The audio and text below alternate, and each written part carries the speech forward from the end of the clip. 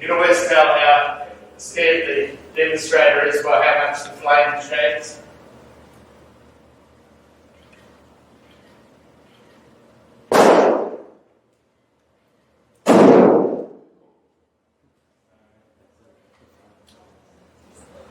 Probably got one on the ceiling, have we?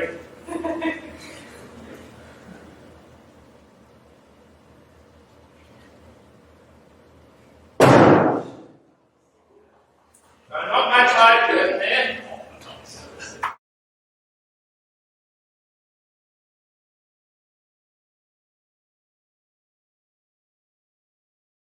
Bottom, hole in the top. Take the bottom off. Very important to take this off or it won't work. And you wonder what to do.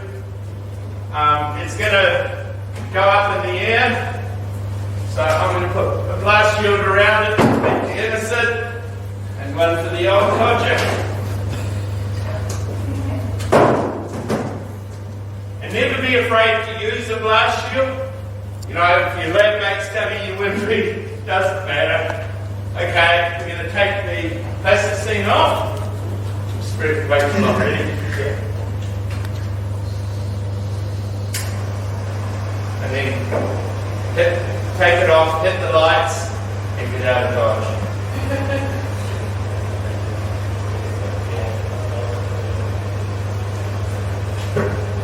Okay, hydrogen burns with a colourless flame. That yellow colour you can see is a little bit of dirt. Air's coming in from the bottom. We're going to reach the upper explosion limit, and you'll see what happens. We talked about UELs in lectures.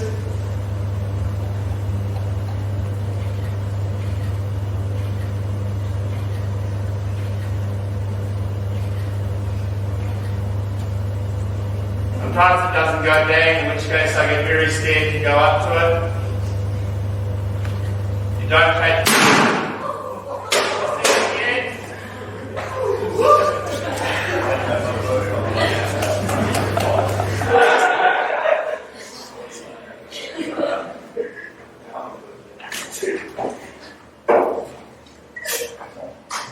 very disconcerting when the clock doesn't work in the lecture theatre. Same deal, you've got the book out, lights off and get out of the road. Sometimes it goes bang as soon as you light it, depending on whether there's air in there. And the Fanta bottles don't work, nor do the Coke bottles. It's something to do with the shape of the bottle, the way the hydrogen fluid dynamics or whatever. Now, I haven't talked about hydrogens yet, that's in today's lecture, but I'll set that up now because it might take a while for it to go bang. It's always great sport when it goes bang and I shake, jump up and I'm doing something else. But so, any minute now. Not blows off out, that's why we've got the safety shields up.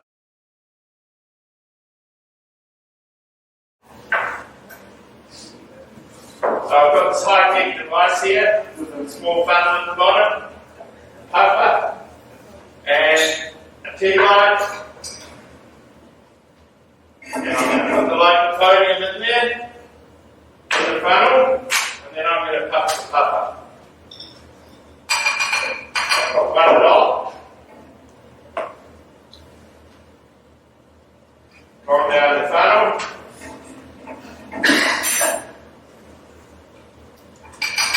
Part of the front light.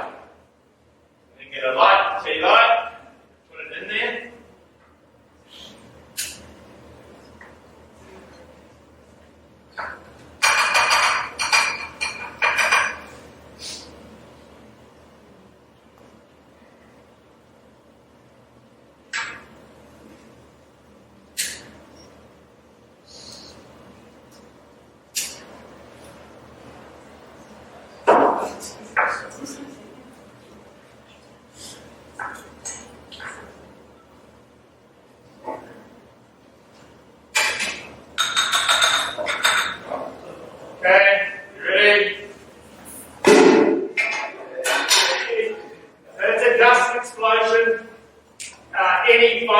provide combustible solid, you do that. You can do it with corn flour.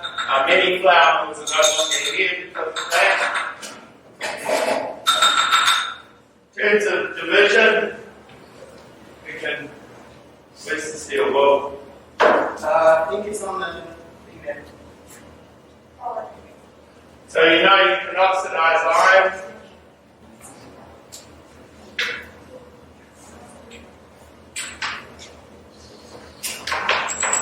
Pretty boring.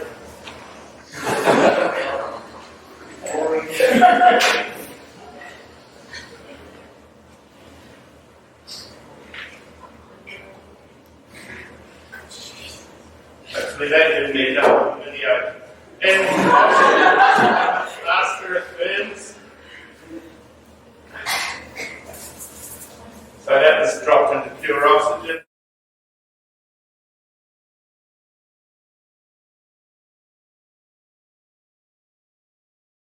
Okay, another example of kinetics. Got potassium chlorate in there.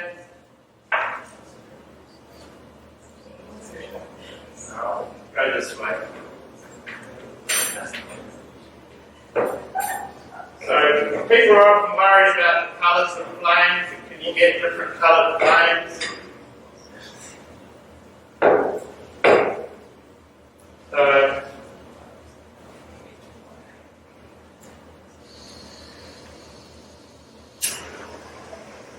So in this container, I have trimethylborate, boron compound.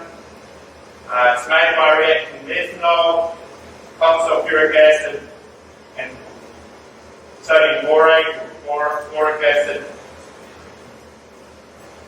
Just going to boil it now. See it's still up the tube. When it gets to the top of the tube, I'll light it.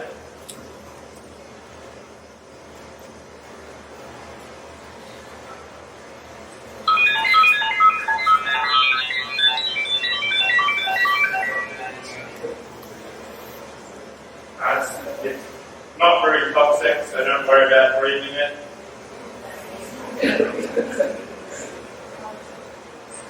And you get close in it.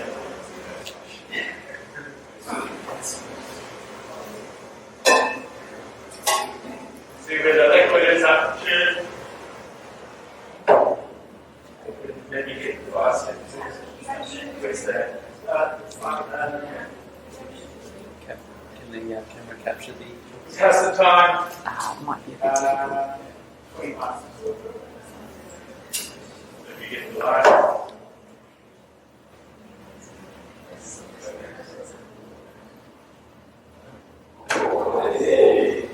So the boron gives the flame a green colour.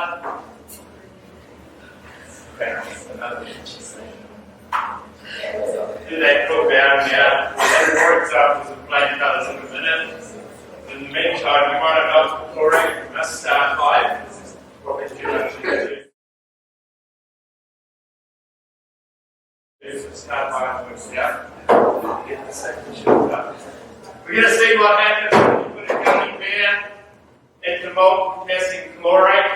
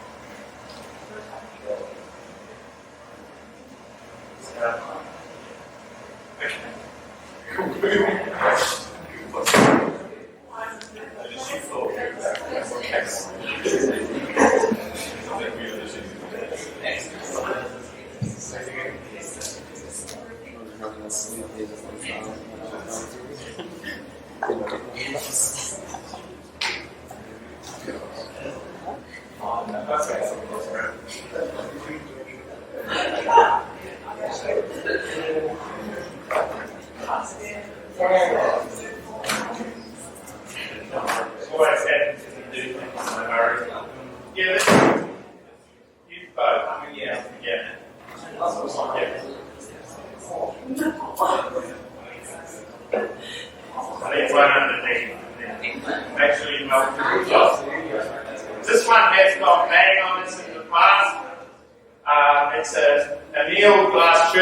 the needle every time we use it. Very thick wall.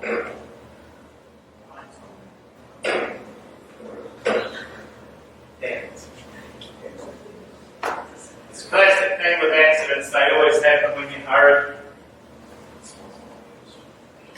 So I just thought I'd see if methanol burns. So I've got methanol in here. Technically,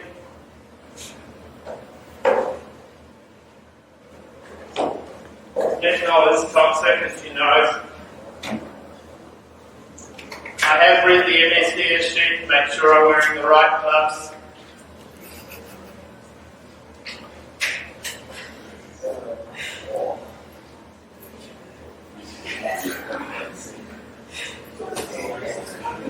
I think I can pour it without spilling off myself, but it's tried and override.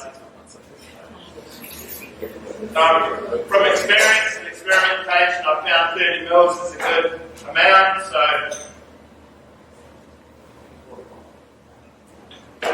And then the excess I want to get out of the road.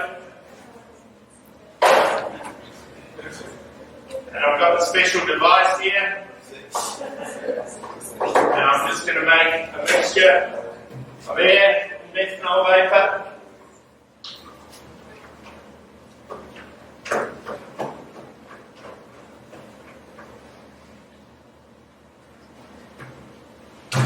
You right for me to turn the lights out? Let's light it and see what it does.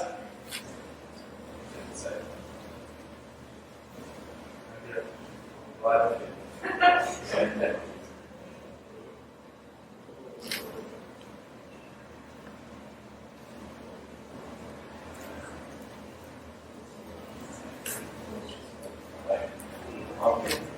Can someone get the lights? They just hit that.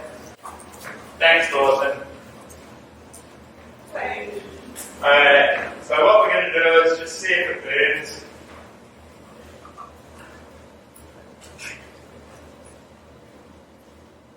Bit hard to work out where the top of the bottle is.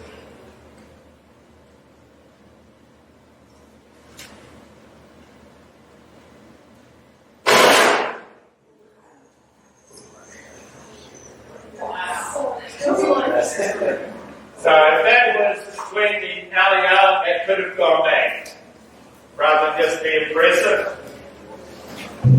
Now we're going over here. So chlorate is the oxidizer that we use in one of the barley ponds. We can confuse the analytical chemists on site for a while because they're thinking something else. Quite an hazardous material. Sodium chlorate is used as a weed killer. Used to go to this pipe with the go shop. Yeah.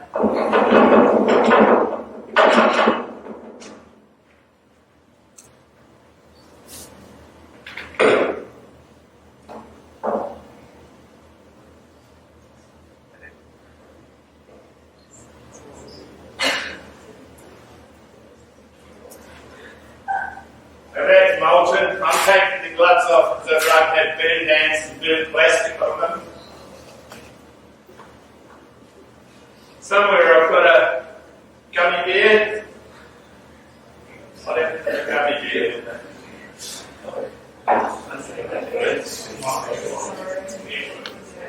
Something orange. That'll do. Okay, lights. What are we going to do in here?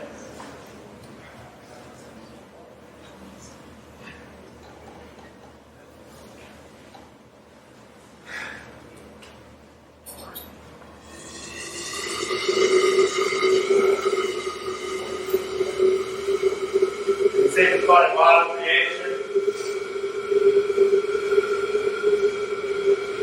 And the yellow the lighter colour is because the potassium is burning.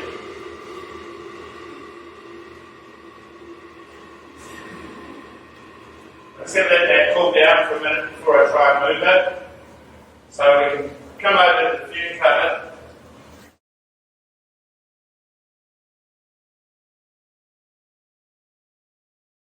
Matt has already mixed these up.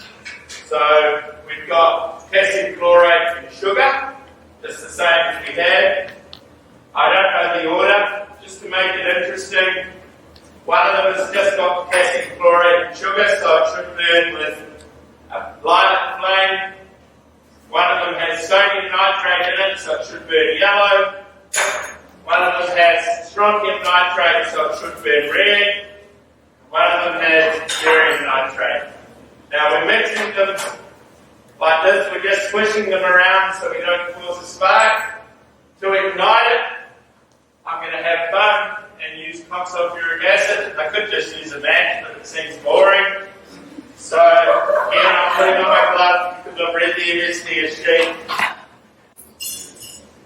And I'm going to put a drop of sulfuric acid on it, which will make an unstable chlorine oxy acid. Just looking at what I've got down there.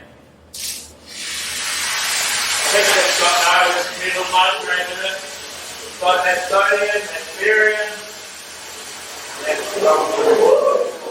And you can see the amount of heat that's given out, it's only 10 grams of the chlorate.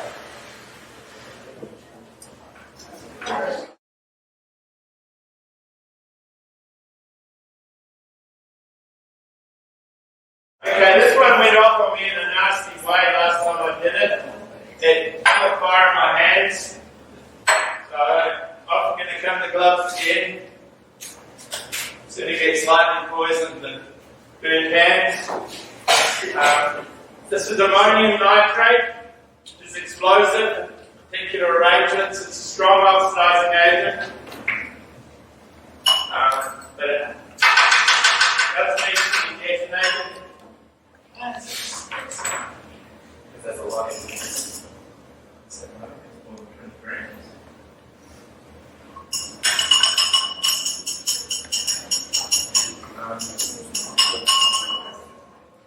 When it's used as an explosive, it's combined with aluminium powder, diesel. There's a controlled substance, security risk substance, we'll talk about that.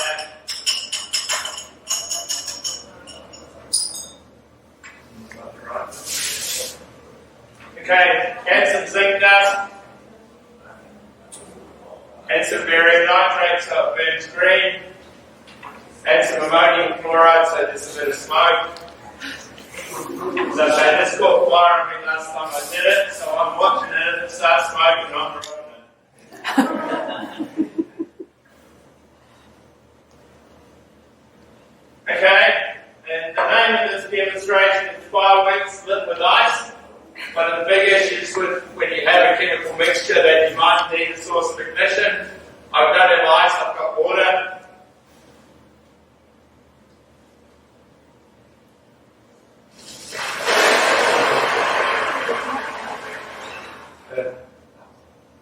And you'll notice that the oxide, or whatever's left, is thermochromic, it changes colour as it cools.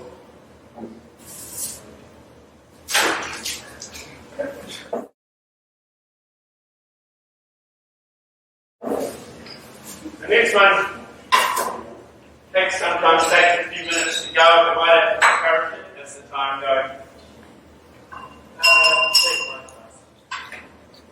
This is aluminium and iodine. Everyone thinks aluminium is pretty unreactive. That's because it's got a surface coating of oxide. It used to be very expensive. Napoleon had his cutlery set made out of aluminium. It's dearer than gold. Then the whole process came along. So the iodine, like aluminium and iodine, the iodine will break the oxide layer down. And in theory, a drop of water and it will go, but it might not, so we'll leave it there and I'll hurry it up if I have to. There was some interest displayed in putting alkali metals into water, so I thought we'd try that. That's not going to work too well together. I might get rid of that first. So the coating on sparklers is thermite, and I'll encourage it with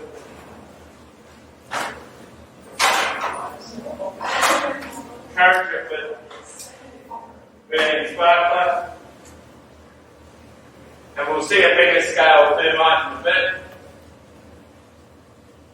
See the iodine vapor coming off, it's purple. One of the things to remember is that the fume covers is not struck. If you were outside now, you'd see the light fumes of the iodine coming out of it. So when you're working in this area, think about the residents of Edmonds.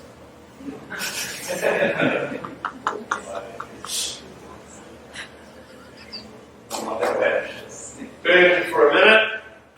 Is there something to pulse this down with? Oh.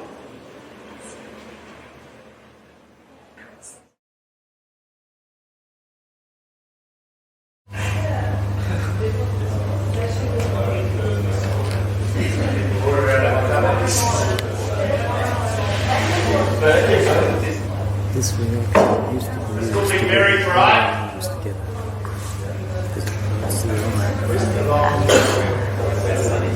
So this is iron oxide plus aluminium powder. It's hot enough to melt the steel rails and tracks to make railway lines, and that's how they won the Wild West, making them. Still do it like this up north sometimes. One of my colleagues who passed away tried to weld a tram wheel to the tracks in Adelaide with it when he was a student. I can tell the story because he's not with us anymore. Unfortunately, the tram wheel cracked, so I don't know what a tram wheel costs. Okay, so this is going to be very bright, so look to one side or the other, and I'll try and bend over the crucible so you can see the molten iron. And if that molten iron hits water, you get hydrogen, and you potentially got an explosion.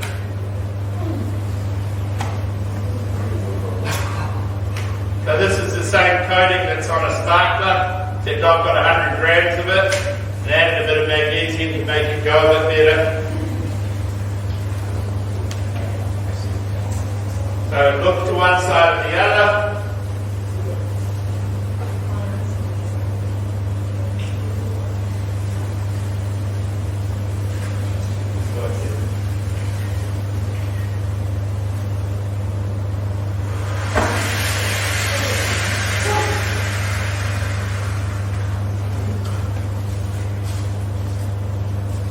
I think you can see how hot it is. See the molten iron.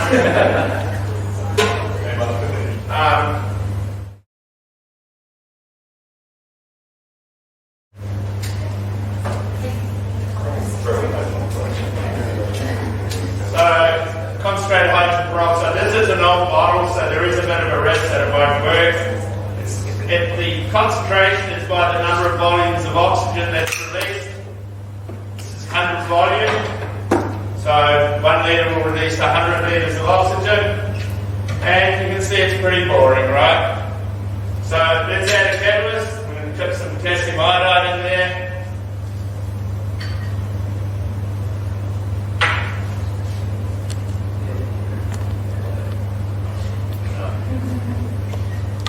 Okay, so I think we better get ready for Law to come in. So I hope you've enjoyed it. And I've now got the problem what to do with the hydrochloride.